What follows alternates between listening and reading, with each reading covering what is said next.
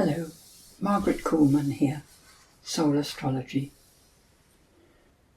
A new moon in Cancer is very liable to bring up a lot of emotional expression naturally. Cancer being ruled by the moon, it tends to encourage what is generally unconscious to rise to the surface inadvertently. So we kind of express our unconscious, and then we have to really notice what we just said, what we did, the way we spoke, and own it, because it came from the past, from our history, very much the family that we were born into, and all that early childhood experience and conditioning. It rises up. With Venus not far ahead of the new moon, also being in Cancer, this is very likely to be about the relationships, inter-family relationships. And there's room for a lot of love, a lot of nurture and caring, a lot of sensitivity. All three of them are trine to Saturn in Pisces. Saturn being retrograde at this time and for the next few months. We hope that it's the wisdom that rises, the old learned wisdom. Very likely, though, it will include karmic situations, past life stuff rising, relationships, past life family connections. Very complicated. So if you find yourself reacting to somebody at all, it's worth, if you have a moment, to ponder on who that person may be representing for you. You know, are you having a reaction as a child to a parent, or feeling that somebody's trying to control you, when actually they're just being them, and often and mostly we don't really know who people are on all those levels. How can we, when we hardly know ourselves on that level, that deep, unconscious level? A lot rising. It's an opportunity to let go of karmic connection, which we do by recognizing that what we still have by way of reaction belongs to us, not to blame the other for making us feel the way we feel, but recognizing, this person has triggered something, and this is mine, and I will deal with it gently, kindly, and let them go. I seem to remember I've been saying this for some months now, so this could be a kind of culminating opportunity for letting go of a lot of stuff that's been kind of bubbling up and hovering. It's liable to be the difficult bits from the chart, because I'm looking at this square from Venus to Chiron. It's almost exact, and Venus is about to complete it, make it exact in the next day. So yes, old patterns.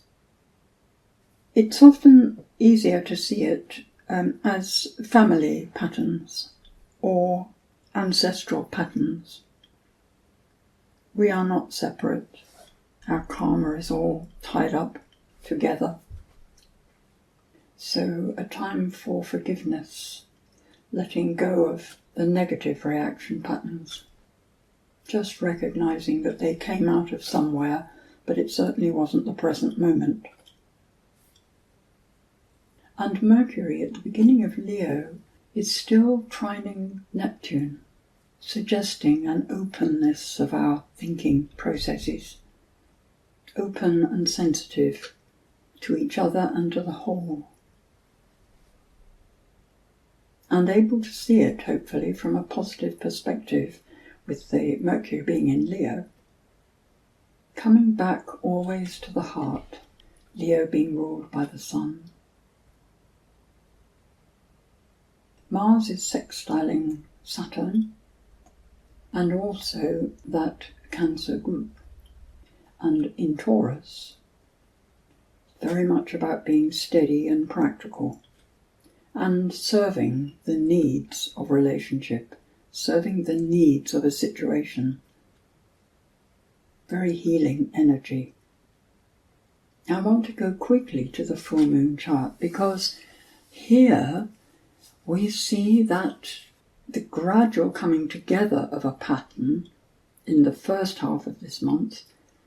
At the full moon we see the pattern in its precision, the cradle or basket shape there, held together by those trines so precisely at the ends of the signs and supported by the sextiles.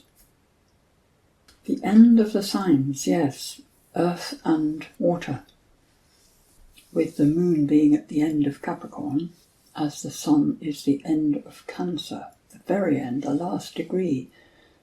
Neptune and Uranus, also part of the pattern. And yet there is the movement into air. The moon so close to Pluto in Aquarius, and Mars having just moved into Gemini to join Jupiter. So it's a very interesting pattern. My feeling is that the Capricorn moon is like all of us, the people, the populace. In the last degree of Capricorn, that really is competent. It's accepting and owning the state of things, which is where you have to start if you want to make a change. So in a way, this pattern is telling us that we are actually capable of dealing with whatever happens. And I feel that this is very much the antidote to the fear that has been around for the last few years. The fear of death, of awful things happening to your loved ones, all that. But here it is. Whatever Pluto in Aquarius is suggesting will unroll itself, that moon in Capricorn can handle it. And all the connecting aspects showing how much of us is involved, the energy, the heart, our sensitivity, and with the Neptune still in Pisces and now again retrograding into Pisces, with Saturn in Pisces retrograde, it's as though we can call on the wisdom of the angelic levels, the sensitivity, the kindness, the openness. It's about accepting everything that is, not trying to put things into boxes to understand and draw limits and all that sort of thing. It's not doing that. We can't do that right now because we don't know what's up ahead. We don't know what's up ahead, but whatever it is, we're going to be able to handle it. We need to trust ourselves. We've managed to survive so far. When I was travelling a lot and wondering if I could actually make a living doing astrology, it took me years to realise that actually I was making a living. It wasn't a big one, but I was surviving. And if I had survived all those years, why would I suddenly not survive? When I realised that, the fear dropped off.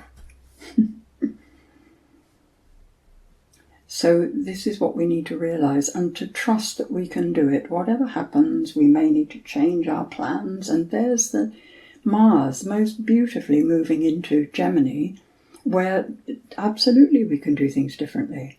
Try a different method. Communicate about it all.